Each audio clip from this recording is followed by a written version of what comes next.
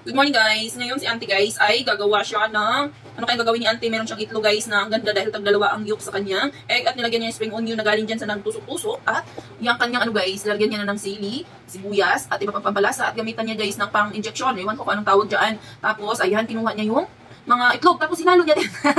Ang kuwela talaga ni auntie guys. At ang gagamitan niya naman ng imbudo bago niya ilagay sa kawali. Ay naku, pinapahirapan lang ni auntie yung buhay niya.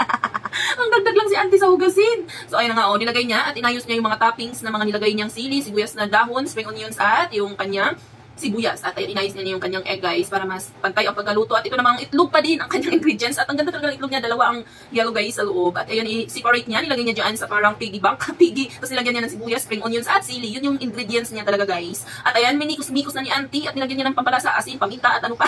Tapos imikos-mikos niya po ulit. Ayan. At ngayon, iluluto na ni auntie guys. Ayan, napakagaling naman ni auntie. At nilagay niya na yung dilaw na itlog at nabasag din. Para saan? Bakit hiniwalay pa? At ginamitan pa guys ang panghalo.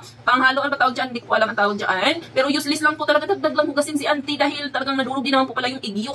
Ang kulit sa kalagyan ng sibuyas at spring onions. Tapos sili. Mahilig si auntie guys sa sili talaga. Ano? Kasi lahat ng luto niya may sili. So ayun na, hindi na masarap dahil medyo dry na talaga ang pagkaluto ng kanyang egg guys. Scrambled egg ang tawag dyan. At itlog pa din yung kanyang pangatlo. Gamitan niya ng pamukpok.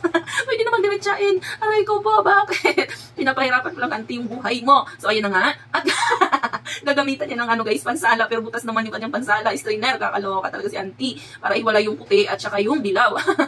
Nagsasayang ka lang talaga ng oras. At ay, hindi naman siya nagsasayang ng oras. Nagsasayang siya ng gamit guys.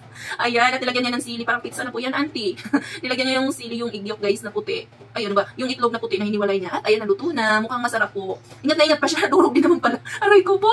Nadurog din naman pala yung kanyang niluluto. Ayun lamang guys. Thank you for watching. Maraming salamat sa inyong patuloy na panonood ng aking mga video. Bye bye guys. Ayan, luto na yung niluluto niya.